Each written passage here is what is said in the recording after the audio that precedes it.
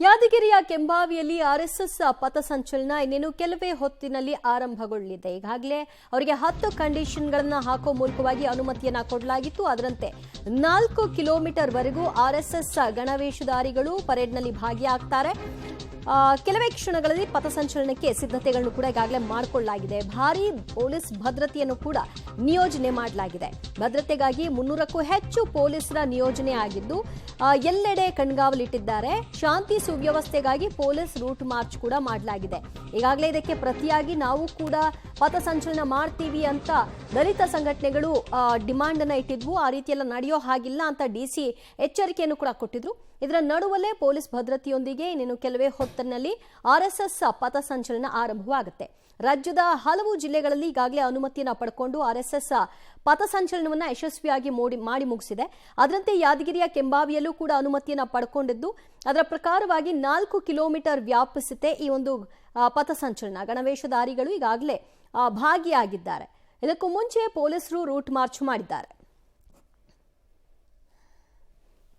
ಅಡೆತಡೆಗಳ ನಡುವೆ ಕೊನೆಗೂ ಸುರಪುರ ತಾಲೂಕಿನ ಕೆಂಬಾವಿಯಲ್ಲಿ ಇವತ್ತು ಆರ್ಎಸ್ಎಸ್ ಪಥಸಂಚಲನ ನಡೀತಿರುವಂಥದ್ದು. ಅದಕ್ಕೆ ಪೂರ್ವ ತಯಾರಿಯಾಗಿ ಪೊಲೀಸರು ಬಿಗಿ ಭದ್ರತೆಯನ್ನು ಪಟ್ಟಣದಾದ್ಯಂತ ಮಾಡಿರುವಂಥದ್ದು ನಾವೀಗ ನೋಡ್ತಾ ಇದ್ದೀವಿ. ಪೊಲೀಸರ ಪರೇಡ್ ಇಲ್ಲಿ ನಡೆದಿರುವಂಥದ್ದು ಕಾಣ್ತಾ ಇದೆ.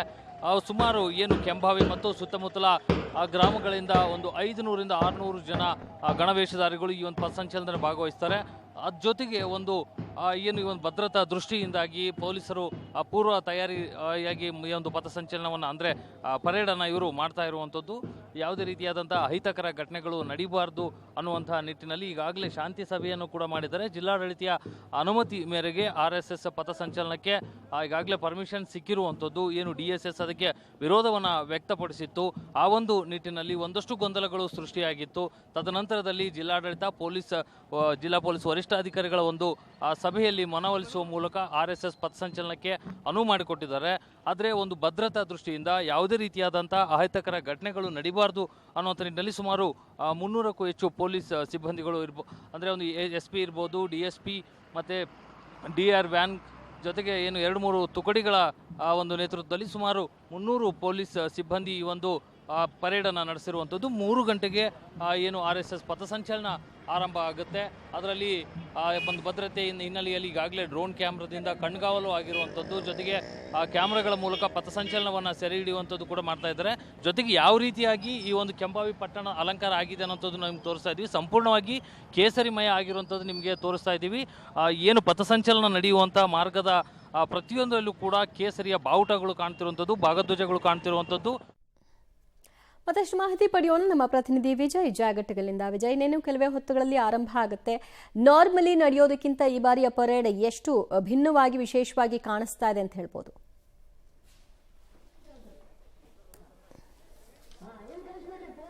ಖಂಡಿತವಾಗಿ ದಿವ್ಯಾ, ಏನಂತ ಹೇಳಿದ್ರೆ ಈಗಾಗಲೇ ಏನು ಒಂದಷ್ಟು ಅಡ್ಡಿಗಳ ಹಿನ್ನೆಲೆಯಲ್ಲಿ ಪಥಸಂಚಲನ ಇವತ್ತೇ ನಡೆಯುತ್ತಾ ಇಲ್ವಾ ಅನ್ನುವಂಥ ಅನುಮಾನಗಳಿತ್ತು. ಆದರೆ ಜಿಲ್ಲಾಡಳಿತ ಹಾಗೂ ಜಿಲ್ಲಾ ಪೊಲೀಸ್ ಒಂದು ಸಂಧಾನದಿಂದಾಗಿ ಇವತ್ತು ಪಥಸಂಚಲನ ನಡೀತಾ ಇರುವಂಥದ್ದು. ಈಗಾಗಲೇ ಇಡೀ ಏನು ಕೆಂಬಾವಿ ಪಟ್ಟಣ ಏನಿದೆ ಮಧುವಣಗಿತ್ತಿಯಂತೆ ಈಗಾಗಲೇ ಸಿಂಗಾರ ಮಾಡಿರುವಂಥದ್ದು. ಎಲ್ಲೆಡೆ ನೋಡಿದರೂ ಕೂಡ ಏನು RSS ಮತ್ತು ಬಾವುಟಗಳು ಇರುವಂಥದ್ದು, ಭಾಗವಧ್ವಜಗಳು ಇರುವಂಥದ್ದು, ಫ್ಲೆಕ್ಸ್ಗಳು ಇರುವಂಥದ್ದು ಕಾಣ್ತಾ ಇದೆ.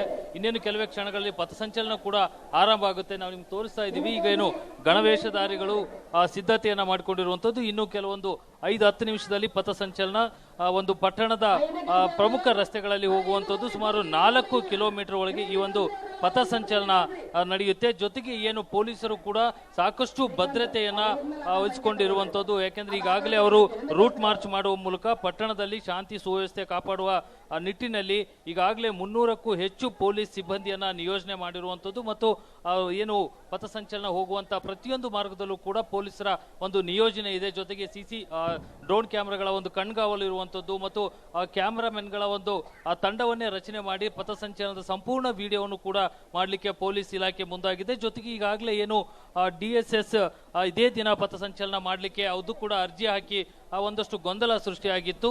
ಈಗ ಅವರು ಯಾವುದೇ ರೀತಿಯಾದಂಥ ಸಮಸ್ಯೆಯನ್ನು ನಾವು ಉಂಟು ಮಾಡೋದಿಲ್ಲ ಅನ್ನುವಂಥ ಸ್ಪಷ್ಟನೆ ನೀಡಿದ್ರಿಂದ ಇವತ್ತು ಶಾಂತಿಯುತವಾಗಿ ಪಥಸಂಚಲನ ನಡೆಯುತ್ತೆ ಅನ್ನುವಂಥ ನಿಟ್ಟಿನಲ್ಲಿ ಈಗ ಪಥಸಂಚಲನಕ್ಕೂ ಕೂಡ ಎಲ್ಲ ಸಿದ್ಧತೆಗಳು ನಡೆದಿರುವಂಥದ್ದು. ಇದರಲ್ಲಿ ಸುಮಾರು 800 ನಿಂದ 1000 ಗಣವೇಷಧಾರಿಗಳು ಭಾಗವಹಿಸುವಂಥದ್ದು ಇದೆ. ಈಗಾಗಲೇ ಸಾಕಷ್ಟು ಸಂಖ್ಯೆಯಲ್ಲಿ ಗಣವೇಷಧಾರಿಗಳು ಕೂಡ ಸೇರಿದರೆ ಚಿಕ್ಕ ಮಕ್ಕಳಿಂದ ಹಿಡಿದು ವಯಸ್ಸಾದವರು ಕೂಡ ಈ ಒಂದು ಪಥಸಂಚಲನದಲ್ಲಿ ಭಾಗವಹಿಸಿರೋದನ್ನ ನಾವು ನೋಡ್ಬೋದು. ಈ ಒಂದು ನಿಟ್ಟಿನಲ್ಲಿ ಇನ್ನು ವಿಶಿಷ್ಟ ರೀತಿಯಲ್ಲಿ ಮತ್ತು ಶಾಂತಿಯುತವಾಗಿ ಪಥಸಂಚಲನ ನಡೆಸಲಿಕ್ಕೆ ಗಣವೇಷಧಾರಿಗಳು ತಯಾರಾಗಿರುವಂಥದ್ದು.